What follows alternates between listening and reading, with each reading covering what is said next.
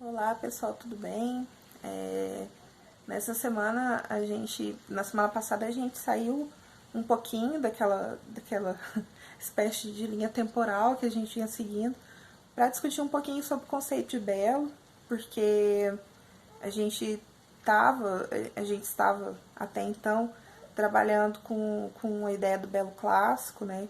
Quando a gente estava falando em renascimento, a gente estava falando de retomada da estética grega, da ideia grega da beleza e de como esse ideal ele vai ser muito fundamental dentro da arte renascentista, né? A busca do equilíbrio, a busca da proporção e etc.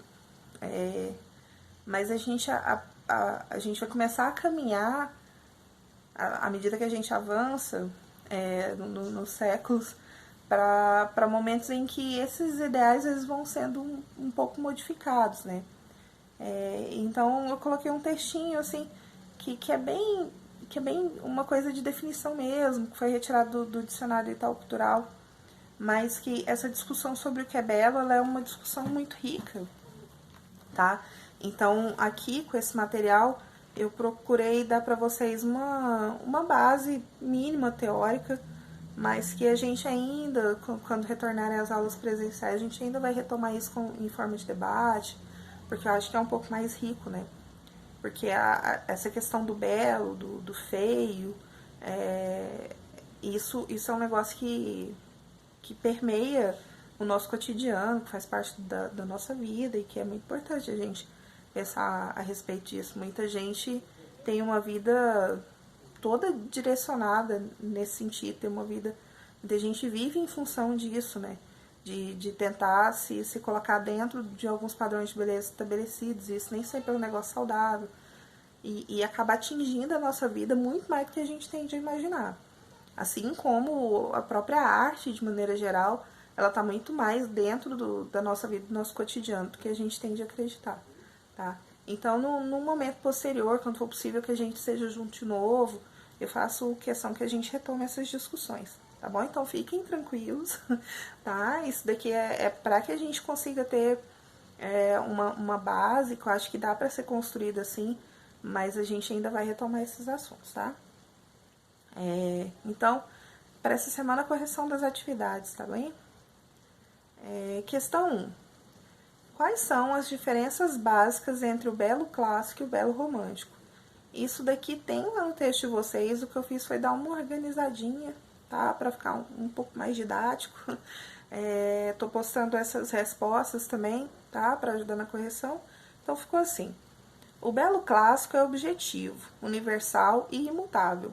Define-se na arte grega com base em um ideal de perfeição, harmonia, equilíbrio e graça, que os artistas procuram representar pelo sentido de simetria e proporção, tá? Então, vocês percebem como é muito dentro do que vocês estudaram de arte grega e muito relacionado com aquilo que a gente viu, principalmente no Renascimento. Isso começa a mudar um pouquinho no Barroco, mas a gente vai ter uma ruptura mesmo ali pelo Romantismo, tá? A gente ainda vai discutir isso mais pra frente. O belo romântico refere-se ao subjetivo, ao variável e ao relativo. Então, muito importante entender isso.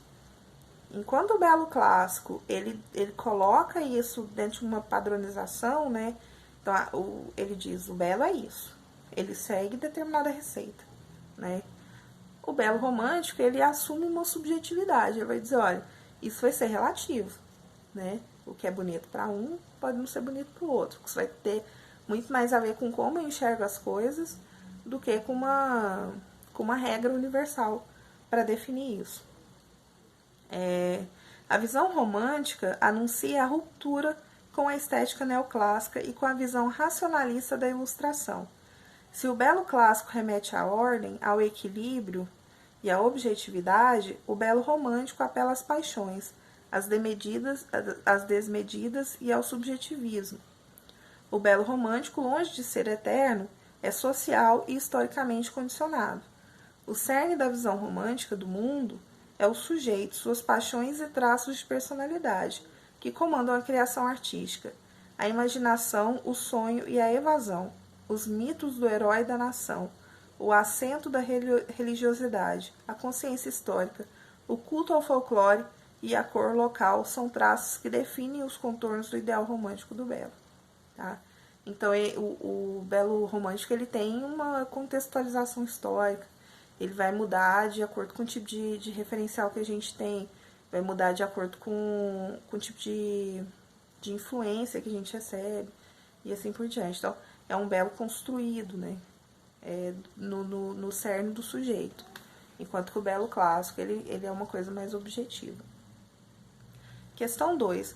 Qual é o tipo de beleza perseguida pelo Renascimento? Quais as suas características? Então, Renascimento, beleza clássica.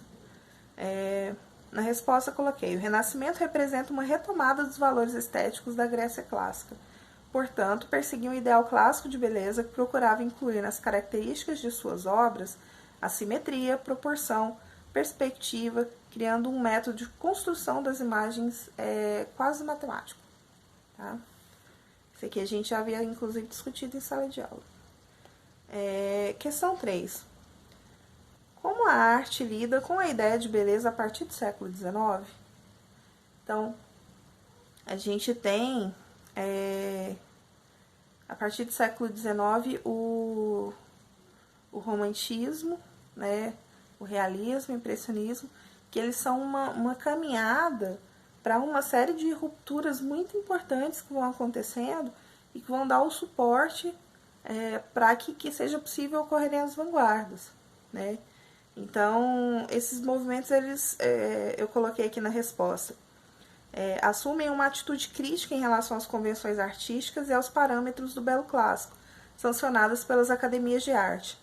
A industrialização em curso e as novas tecnologias colocam desafios ao trabalho artístico, entre eles as relações entre arte, técnica e ciência, exploradas por parte significativa das vanguardas construtivas do século XX.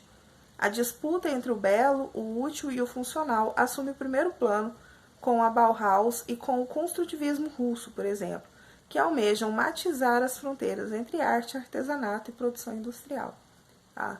Então, esse ideal do belo romântico, ele vai ser assumido, né, por esses movimentos do romantismo, do realismo, do impressionismo no final do século XIX, e que vão ser muito fundamentais para que a gente tenha todas as rupturas estéticas que são propostas pelas vanguardas. Se não houvesse essa mudança de paradigma, a gente não conseguiria.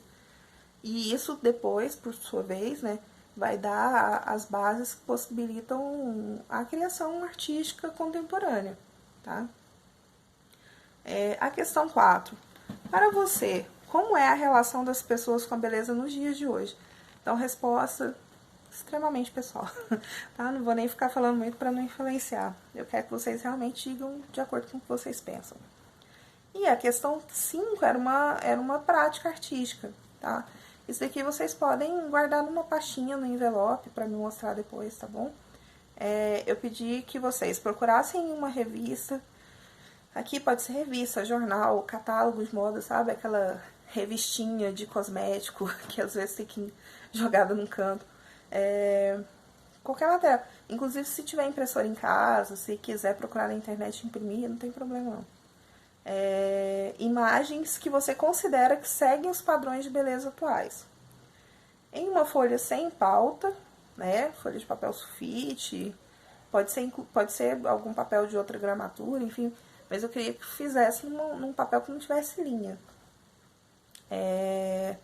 Faça uma colagem com as imagens que você recolheu.